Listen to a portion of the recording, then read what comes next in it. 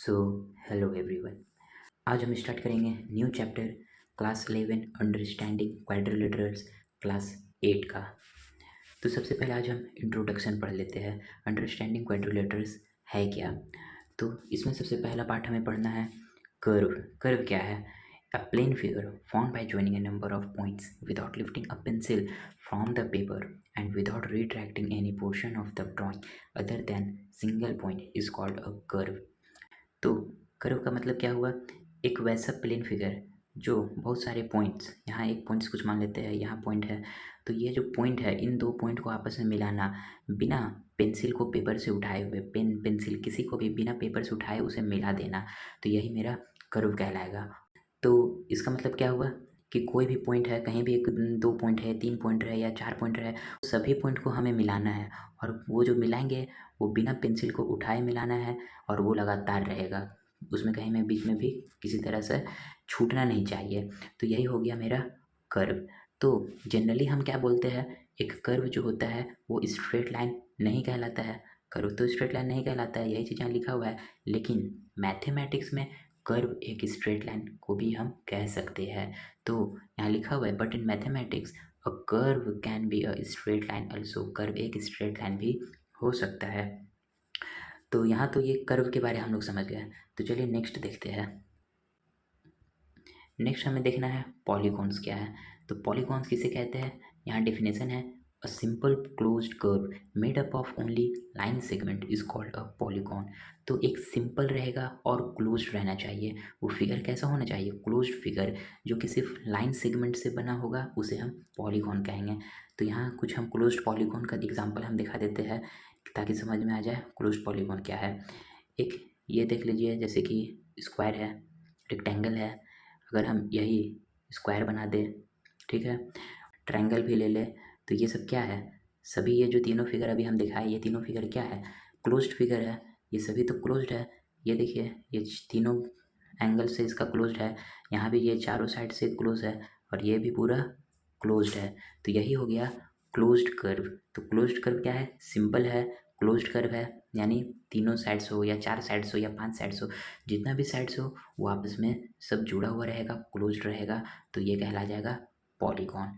अब पॉलीगॉन का भी कुछ टाइप्स होता है, तो यहाँ कुछ हम टाइप्स देख लेते हैं पॉलीगॉन्स का। तो टाइप्स ऑफ पॉलीगॉन्स क्या हो गया? तो वैसा क्लोज्ड कर्व जिसका तीन साइड्स हो, ये ट्रायंगल में तीन साइड्स हो है, तो ये कहला गया ट्रायंगल। अगर चार साइड रहता है किसी क्लोज्ड कर्व में, चार साइड से वो क्लोज्ड है, ठीक है, चारों तरफ से क्लोज्ड है, तो वो कहलाएगा क्वाड्रिलेटरल। क्वाड्रिलेटर में रोम्बस आ गया, रेक्टेंगल आ गया, स्क्वायर आ गया, ठीक है, तो इसे हम सिंपली क्वाड्रिलेटरल कहेंगे। और क्वाड्रिलेटरल के अंदर क्या आता है? रेक्टेंगल, स्क्वायर और बाकी जितना भी चार साइड्स का रहेगा उसे हम क्वाड्रिलेटरल कहेंगे। उसी तरह पांच साइड से घिरा हुआ रहेगा तो वो क्या कहला जाएगा? पेंटागॉन, ठीक है। छः साइड का रहता है अगर कोई भी फिगर तो वो कहलाएगा हेक्सागॉन। सात साइड का रहता है तो वो कहलाता है हेप्टागॉन। अगर आठ साइड है तो उसमें कहला गया ऑक्टागॉन। नाइन वो अगर उसमें साइड्स है तो वो कहलाएगा नोनागॉन। और अगर 10 साइड्स है तो उसमें पे कहलाएगा डेकागॉन। उसी तरह से एन साइड्स है, एन मतलब बहुत सारा है, हम गिन नहीं सकते, तो उसको कह देंगे एन कॉन, ठीक है, एन गॉन। ये लिखा हुआ है आपका टर्म एन, और यहाँ साथ में वर्ड यूज़ करेंगे गॉन्स। तो ये हो गया, टाइप्स ऑफ पॉलीगॉन्स भी कंप्लीट हो गया। तो चलिए नेक्स्ट देखते हैं। नेक्स्ट है angle sum property. Angle sum property क्या हुआ? एंगल सम प्रॉपर्टी का मतलब हम सिंपली देख सकते हैं कि एंगल को ऐड करना, उसे सम करना, तो यही मेरा एंगल सम प्रॉपर्टी कहलाएगा। हाँ, यही चीज़ है।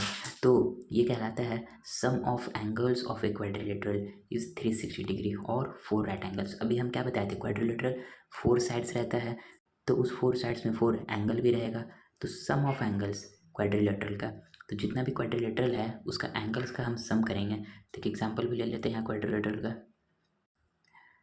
तो ये मेरा एक क्वाड्रिलेटरल हो गया, ठीक है। और इसी क्वाड्रिलेटरल का अगर हम सभी एंगल, ये मेरा एक एंगल है, ठीक, यहाँ में भी एक एंगल है, यहाँ एक एंगल है और यहाँ एक एंगल है, ठीक है, ये जब चारों एंगल का हम सम करेंगे, ऐड करेंगे, तो वो ऐड करने पे क्या आना चाहिए? सभी क्वाड्रिलेटरल का ऐड करने पे 360 डिग्री, ठीक है, वो क्या आएगा 360 डिग्री, यानी कि सभी क्वाड्रिलेटरल का चारों एंगल का हम ऐड करने पे मेरा आंसर आना चाहिए 360 डिग्री। यही है sum of angle of quadrilateral. ठीक है, तो उसी तरह sum of the measures of the exterior angle of any polygon is 360 degree. इसका मतलब क्या हुआ, कोई पॉलीगॉन का बाहर एंगल, ये मेरा पॉलीगॉन है, इसका बाहर में जो एंगल बन रहा है, ये इधर से बाहर वाला एंगल, यहाँ बाहर से एंगल जो बन रहा है, इसमें बाहर से जो एंगल बन रहा है, और यहाँ जो बाहर में एंगल बन रहा है, इन सभी बाहर वाले एंगल का जब हम ऐड करेंगे तो ये क्या हो जाएगा, ये मेरा बन जाएगा मेजर्स ऑफ एक्सटीरियर एंगल। ये एक्सटीरियर एंगल कहलाएगा। एक्सटीरियर मतलब क्या हुआ, बाहर का एंगल। बाहर का एंगल जो भी रहेगा उन सभी बाहर वाले एंगल को ऐड करेंगे तो उसका सम करने पे क्या आना चाहिए 360 डिग्री। तो समझ में आ गया है कि क्वाड्रिलेटरल रहा तो अंदर में 360 डिग्री, और कोई भी पॉलीगॉन रहा तो एक्सटीरियर एंगल हमेशा 360 डिग्री रहेगा। और यहाँ सिर्फ और सिर्फ क्वाड्रिलेटरल 360 डिग्री का रहता है, तो क्वाड्रिलेटरल में सिर्फ हम 360 कहेंगे, और बाकी पेंटागॉन है, हेक्सागॉन है, तो उन सभी में अलग अलग चीज़ का यूज़ होगा, उसमें एंगल अलग अलग रहेगा इंटीरियर एंगल। ये जो हम 360 डिग्री बताए ये सिर्फ क्वाड्रिलेटरल के लिए है। ट्रायंगल का इंटीरियर एंगल्स क्या होता है, सम, उसका सम होता है 180 डिग्री ट्रायंगल का, तो क्वाड्रिलेटरल का होता है 360 डिग्री। इसी तरह आगे हम पढ़ेंगे पेंटागॉन है, हेक्सागॉन है, और नोनागॉन, डिकागॉन, जितना भी है उसका हम एक फार्मूला की तरह निकालते हैं, फार्मूला की मदद से निकालते हैं। तो यहाँ देखिए इसी चीज़ का जिक्र किया गया है। In general, if there is a polygon of n sides, we can divide it into n-2 triangles with a common vertex. Then the sum of interior angles of a polygon would be n-2 multiply 180 degree. तो यहाँ n जो है ये मेरा formula हो गया n-2 multiply by 180 degree, और यहाँ n क्या हो गया, नंबर ऑफ साइड्स, n हो गया नंबर ऑफ साइड्स। तो जितना भी नंबर ऑफ साइड्स रहेगा यहाँ इस वैल्यू में पुट कर देना है, और आंसर मेरा आ जाएगा कि इंटीरियर एंगल्स क्या होगा, सम ऑफ इंटीरियर एंगल्स क्या होगा। यहाँ देखिए लिखा है ना, सम ऑफ इंटीरियर एंगल्स पता करने के लिए हम इसका यूज़ करेंगे n-2 मल्टीप्लाई बाय 180 डिग्री। तो इसे सॉल्व करके भी देखते हैं एग्जांपल में, आगे हम इसे एग्जांपल में भी सॉल्व करके देख लेंगे इससे रिलेटेड। और आगे कहता है etch angle of a regular polygon of n sides would be n-2 multiply by 180 divided by n। यानी कि क्या हुआ, तो हर एक एंगल का, अगर हमें हर एक एंगल का पता करना है, ये तो इस फॉर्मूला का यूज़ करने पे तो पूरा इंटीरियर एंगल चारों डिग्री का आंसर आ जाएगा। जैसे यहाँ भी हम निकाले थे चारों साइड्स चारों एंगल्स आ जाएगा पता करने पे, लेकिन हमको अगर एक ही पता करना है, ये ट्रायंगल है तो इसमें हमको सिर्फ ये वाला एंगल पता करना है, तो इस एंगल को पता करने के लिए क्या करेंगे, तो यहाँ ये फार्मूला का यूज़ करेंगे। n हो गया नंबर ऑफ साइड्स, और n ही से उसे डिवाइड भी कर देंगे, जो मेरा नंबर ऑफ साइड्स है उसी से हम डिवाइड करने पे मेरा a का वैल्यू आ जाएगा। तो इसी तरह से ये तो फार्मूला का यूज़ करके हमें आगे क्वेश्चंस को भी सॉल्व करना है। तो सबसे पहले एग्जांपल्स देख लेते हैं। तो ये बुक का एग्जांपल है, find the sum of interior angles of regular hexagon. ये क्या कहा, सम ऑफ इंटीरियर एंगल्स पता करना है, किसका, हेक्सागोन का। Also find the measure of each angle, और उसका हर एक एंगल भी बताना है कितना होगा। तो अभी हम पीछे क्या पढ़े थे, n-2 मल्टीप्लाई बाय 180 डिग्री, ये मेरा फार्मूला है। ठीक इसी फार्मूला का यूज़ करके हमें यहाँ हेक्सागोन का निकालना है। तो हेक्सागोन का हमें निकालने के लिए क्या करेंगे, सबसे पहले यहाँ फार्मूला लिख लेते हैं सामने में, n-2 और मल्टीप्लाई में क्या था 180 डिग्री। तो नंबर ऑफ साइड्स क्या होता है, सबसे पहले हेक्सागोन है, हेक्सागोन्स का भी हम पीछे फिगर दिखाए हैं, हेक्सागोन मतलब 6 साइड्स। तो नंबर ऑफ साइड्स क्या हो जाएगा, नंबर ऑफ साइड्स हेक्सागोन में 6 है, ठीक है, यहाँ लिख दिया है 6। और सम ऑफ 6 एंगल्स का सम क्या होगा, फार्मूला में हम लिखेंगे n-2 मल्टीप्लाई बाय 180 डिग्री। तो n क्या बताया, नंबर ऑफ साइड्स, तो n की जगह क्या हो जाएगा 6 हो जाएगा। तो यहाँ देखिए 6 लिखे हैं, -2 फार्मूला में है, 180 डिग्री फार्मूला में है, तो हमें सिर्फ पुट क्या करना था, ये 6 पुट करना था। ठीक है, आगे क्या करेंगे, 6-2 ब्रैकेट वाला सबसे पहले सॉल्व करेंगे। हम जानते हैं बोर्ड मास, बोर्ड मास में क्या कहता है ब्रैकेट, तो सबसे पहले ब्रैकेट को सॉल्व करेंगे। तो ब्रैकेट में क्या है 6-2, 6-2 सॉल्व होने पे क्या आया 4, तो 4 मल्टीप्लाई बाय 180 डिग्री, जब 4 को मल्टीप्लाई करेंगे 180 डिग्री से तो क्या आ गया 720 डिग्री। तो ये मेरा आ गया हेक्सागोन का इंटीरियर एंगल। सभी इंटीरियर एंगल्स का सम आ गया है, sum of interior angle hexagon का क्या आया 720 डिग्री। अब आगे क्या कहता है, find the measure of each angle, हर एक एंगल का पता करने बोला, यानी कि छः इसमें साइड्स है तो हर 6 का पता करना है। सब तो सिंपल इस 6 का सेम ही रहता है, 6 का 6 जो साइड से वो सेम रहेगा, तो हम सिर्फ एक का पता कर लेंगे, यानी कि मेरा 6 का पता चल गया।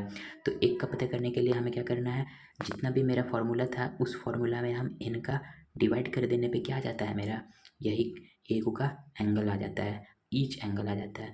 तो मेरा फार्मूला क्या था, 720 डिग्री आ गया था, 720 डिग्री आ गया था, उसमें हम क्या करेंगे 6 का डिवाइड कर देंगे। ये इस पूरे टर्म का वैल्यू मेरा भी हम निकाले, क्या आया 720 डिग्री। अब 720 डिग्री में क्या डिवाइड करना है, एन का डिवाइड करना है, एन क्या है 6 है, तो यहाँ ये टर्म लिखाया 720 divided by 6 is equal to 120 degree. ये 120 डिग्री क्या आया, ईच इक्वल एंगल, हर एक एंगल का मेज़र है, वैल्यू है 120 डिग्री। तो फाइनली हम क्या कह सकते हैं, sum of angles of regular polygon is equal to 720 degree, और मेजर्स ऑफ ईच एंगल, हर एक एंगल कितना होगा 120 डिग्री का। ठीक है, तो ये हो गया इसका एक एग्जांपल। एक और एग्जांपल देख लेते हैं। ये है क्वेश्चन एक्सटीरियर एंगल से रिलेटेड। अभी हम पढ़ाए थे एक्सटीरियर एंगल क्या होता है, sum of all the exterior angles is 360 degree. तो एक्सटीरियर एंगल होता है 360 डिग्री। तो यहाँ हमें फाइंड आउट करना है ये एक्स का वैल्यू, यहाँ एक्स का वैल्यू क्या होगा। ठीक है, यहाँ एक्स दिख रहा है, यही एक्स का वैल्यू हमें पता करना है। तो हम देख रहे हैं कि ये जो मेरा फिगर बन रहा है, ये फिगर का बाहर में है, सभी फिगर जो है वो मेजर्स जो एंगल दिया है वो बाहर में है, 30 डिग्री बाहर है, 120 डिग्री फिगर के बाहर है, ये एक्स जो है ये भी फिगर के बाहर है, और 80 डिग्री भी फिगर के बाहर है। तो बाहर के लिए हम क्या पढ़े हैं, sum of the measures of exterior angle of a quadrilateral is 360 degree. इसका मतलब हो गया कि हमें 360 डिग्री वाला फॉर्मूला लगाना होगा, इसी चीज़ का यूज़ करना होगा। तो यूज़ करते हैं। तो इसका मतलब क्या हुआ, बाहर में जितना भी एंगल है सभी का ऐड करके 360 डिग्री आना चाहिए। तो यही चीज़ हम यहाँ पे लिखे हैं 120 degree plus x plus 80 plus 30। देखिए 180 है, प्लस एक्स प्लस 80 प्लस 30, इन सभी का ऐड करके क्या आना चाहिए 360, इसे लिख दिया है। फाइंड आउट क्या करना है, एक्स पता करना है, एक्स को यहीं रहने दिया, बाकी सभी टर्म को क्या कर दिया है दूसरी तरफ कर देंगे। तो यहाँ देखिए एक्स को यहीं रहने दिया, बाकी सब उधर कर दिया है। तो ये सभी टर्म क्या था, प्लस में था, जब भी प्लस में था तो दूसरी तरफ होकर क्या हो जाएगा माइनस में हो जाएगा। तो इसे हम माइनस भी कर दिए, 360 माइनस 230 डिग्री। 230 कहाँ से आया, इन सभी का ऐड करने पे 230 आया, तो इन दोनों को माइनस कर दिए, और माइनस करने पे क्या आ गया है 130 डिग्री, यानी कि क्या हम निकला x is equal to 130 degree पता चला है। इसका मतलब ये हुआ कि अगर कोई भी 3 एंगल दिया रहेगा, हमें चौथा एंगल पूछेगा, अननोन एंगल पूछेगा, तो हम 360 डिग्री वाला फॉर्मूला का यूज़ करेंगे। या और भी कोई भी कंसेप्ट है तो उस चीज़ का यूज़ करके हम एक्सटीरियर एंगल निकालेंगे। एक्सटीरियर एंगल हमेशा 360 डिग्री बनाएगा, क्वाड्रिलेटरल हमेशा 360 डिग्री बनाएगा इंटीरियर एंगल्स में। और बाकी साइड्स के लिए हम क्या पढ़ चुके हैं, formula n-2 multiply by 180 degree. So यहाँ इंट्रोडक्शन पार्ट कंप्लीट होता है, और अगला नेक्स्ट पार्ट में हम लोग पढ़ेंगे वर्कशीट 1 सॉल्व करेंगे। So thank you.